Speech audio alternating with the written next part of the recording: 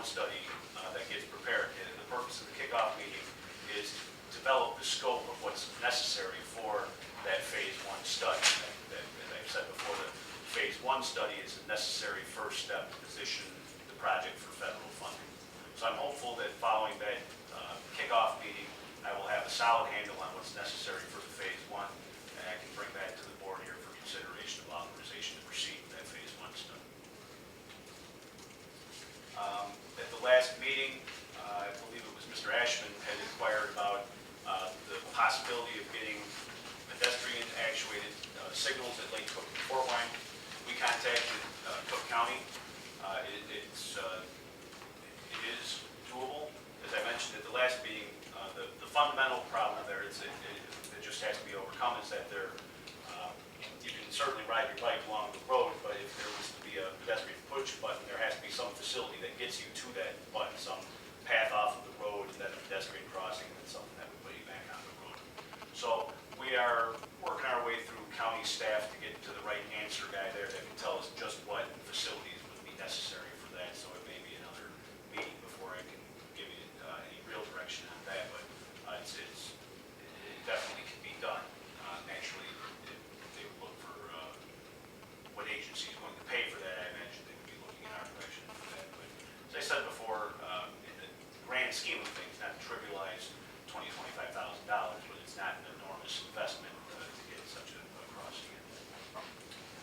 Very briefly, the last thing that we want to do with our rain garden out here is put in plant identification signs similar to what the plant ladies have put out here in the parking lot so that people can identify the various plants that are in there. And then at that point, we'll consider that project done. We'll start working through the county to get the reimbursement for the grant funding on that.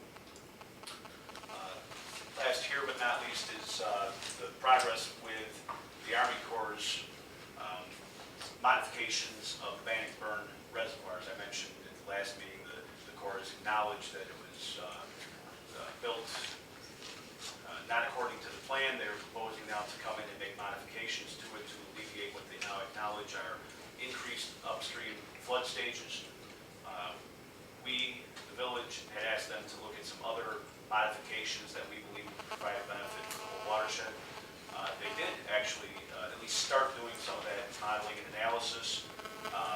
They have held off for the moment, not going any further, pending review by the Stormwater Management Commission, Lake County, and the DNR, just to find out exactly what regulatory thresholds are going to apply to this. In other words, if this modification were to raise downstream flood elevations by 1/10 of a foot, ordinarily that's disallowed by state regulations.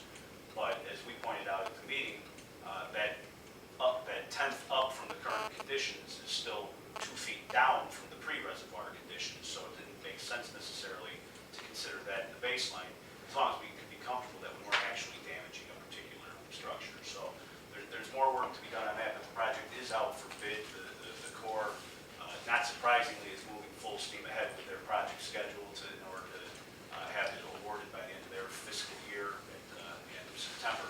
But they are amenable, at least on paper, to working with us to at least explore these other options. Finally, it's of interest, Bannockburn has been working with the Forest Preserve District on that on the parcel that the reservoir is on. That's all Forest Preserve property, to create a passive recreation area over there. The north of the reservoir, there's basically the area where they piled all the dirt that they dug out of the reservoir is just a wide open space that's all fenced in right now. Bannockburn's taking the lead on working with the Forest Preserve District to move that fence closer to the reservoir and open that up as a walking trail or a passive recreation area that would be open to the public, so there's a benefit, of course, for Riverwood residents as well. So the communities are all working together here to try and get a little bit more benefit out of it. That's all I have for my report, unless somebody's got questions on all of it today. Just rattle it through. Thank you, Matt. Are there any questions? Okay, Russ, nothing at this time?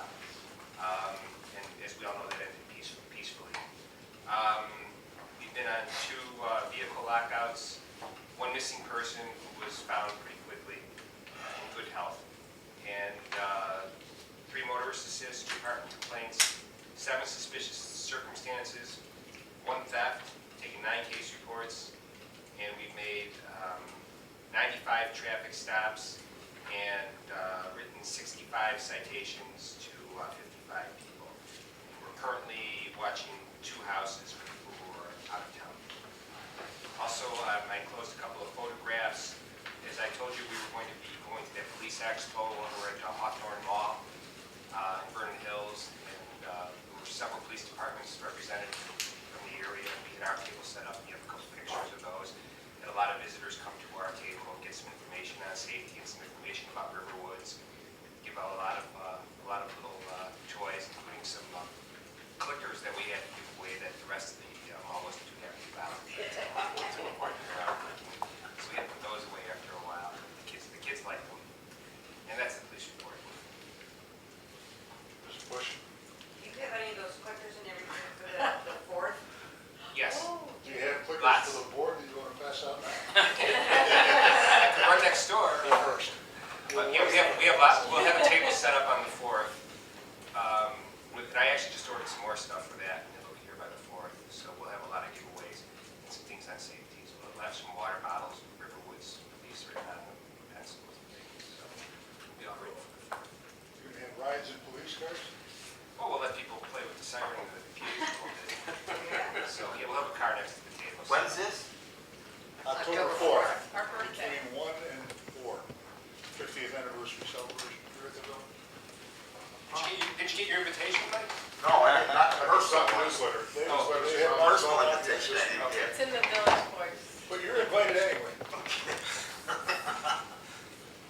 Okay, thank you. Chief?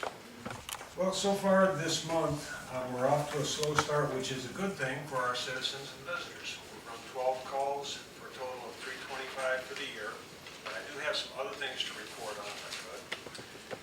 I know that the mayor had voiced through Chief Dano that he read an article, I believe in the Tribune, about 12 lead EKG monitors and paramedics. I wondered if we used them. And the emphasis of the article is that some agencies still have not invested in these and are not using them, and it could make a difference. We do have 12 lead monitors on all 3 ambulances, on 2 fire engines, and on our heavy rescue. And it does make a difference. 3 years ago, we switched to Northwest Community Hospital System, and we believe they are the benchmark in Illinois and have been for many years. It's a big training stress on our paramedics because they put a lot of hours in to stay up with the protocols and the cutting-edge tools that Northwest puts on the ambulances. But I can tell you firsthand, we had one instance where someone was having a heart attack at Route 45 in Milwaukee. They identified that he needed a cath lab with the monitor, and he was in a cath lab 45 minutes later. So that's great. The other nice thing that I want you to be aware of, most people know this, but some don't, is that when we pull up with a fire engine, we have all the paramedic equipment on there, and it's staffed by paramedics. So really, the only reason the ambulance shows up is to transport. So when that fire engine shows up, you're getting paramedics.